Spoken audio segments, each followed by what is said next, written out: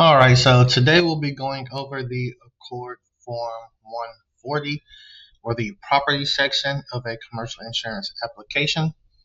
Keep in mind that this property coverage is limited to the location. So, for example, if there was a contractor or some type of mobile business and they carried equipment and tools away from their primary location, then that would have to be covered on an inland marine policy.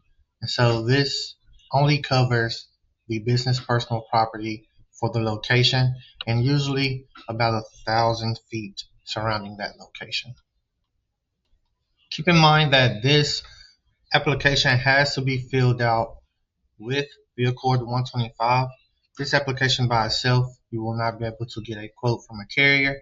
You will have to fill it out along with the general commercial insurance application, which is the Accord Form 125. So we'll go ahead and get started here. The only sections that we'll be filling out are the sections necessary in order to get a quote.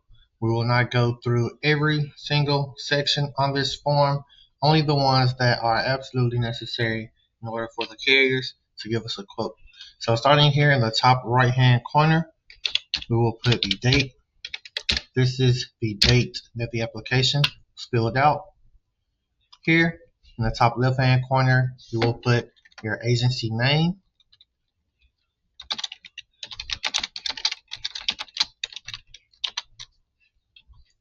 Moving on, we will put the effective date. We always like to go at least 1 week in advance. Of course, some carriers will quote the same day or within 2 or 3 days, but some take longer than that. So we like to give ourselves at least 1 week, and that way we give ourselves a little bit of room to pass information back and forth between us, the carrier, and the applicant. Right here, you will put the name insured. If it is a business entity, meaning they have an LLC or some other type of corporation, you will put the name of that entity here. With the LLC, they do not have a business entity, meaning it is a sole proprietorship or individually owned. You will put their first name, last name, DBA for doing business as, and then their business name. But for this example, we'll assume that they have an LLC. Alright, so getting started here with the premises or the location. This will be the location where the business is registered. So premises just means location. It'll be premises number 1, building number 1. And on this Accord 140 is 2 pages, but the pages are identical. So they do that because if they had multiple buildings or multiple locations, then you will fill out a Accord section for each location or each building. Now, just like on the 125, the premises meaning location, we start with 1. If there is more than one building at the same location, then the second portion you will fill out is location number 1, indicating that the second building is at the same address, so there's no address change, and you will go with building number 2. If there is a separate location that has a separate address, then this would be location number 2 or premises number 2, and you will start over back at 1, meaning that this is the first building at that second location. Alright, so moving back up here, this is where you will put the address where the business is located at that first location. And then a building description. For purposes of this example, we'll say that this is their office location.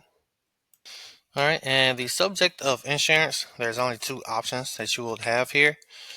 First being the building and business personal property, or you can just put BPP here, but it stands for business personal property. All right. So the building insurance covers the actual building itself. If they do not own the building, meaning they lease or rent from the person who actually owns the building, then they will not need building coverage. You would just remove that. You would only have business personal property here. Now with the amount of coverage, this is when you would use your cost evaluator. If you do not have that cost evaluation tool, then you will have to put kind of an estimate or an educated guess here. And a good ballpark figure is 120 multiplied by the square footage of the building. So in this case, we'll assume that the building is 4,000 square feet, and 120 times 4,000 gives us $480,000. The coinsurance, the magic number percentage seems to be about 80%. And this is just saying that $480,000 is at least 80% of that building's value. The valuation would be RCV, or replacement cost value. Cause of loss would be special, meaning the broadest form of coverage available. Inflation guard, usually 7 or 8% is good. And what this means is when the policy is up for renewal, in order to keep up with inflation year after year, then this amount will be increased by 7% to protect against inflation.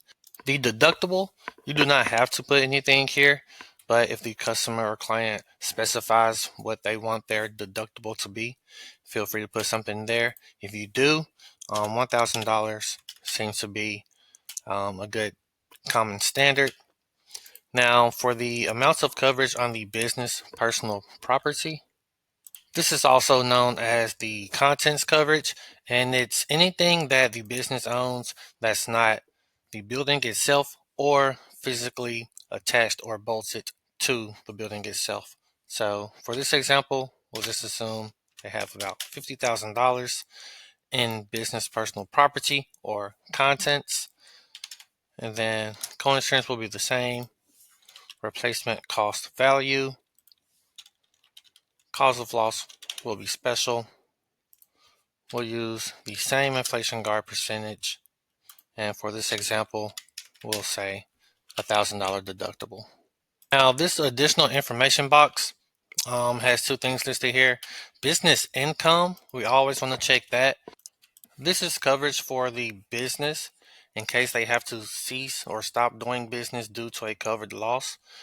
This coverage could be used to pay for utility bills and, in some cases, key employee salaries until the business is able to get back up and running again. So additional coverages, spoilage coverage is coverage for any type of perishable that's kept in a refrigeration type unit. So this will be for your restaurants who have food items, and also any other business that has things that could be spoiled if, say, like the utilities went out. A good example would be a floral shop that has flowers. If the utilities went out and those flowers weren't able to be stored in the conditions that they needed, those flowers would die, and this would be um, a cause of loss that would be covered under spoilage coverage. It would pay to replace the cost of those flowers. All right, if the applicant or the insured requests sinkhole coverage, you can accept or you can reject that here and put a limit. If the property has been designated as a historical landmark, you would indicate this box here. But we'll go with most cases and just skip past that part down to construction type. There's usually three types of construction. It's either frame, masonry, or joisted masonry. All right, so for this example, we'll say it's a joisted masonry.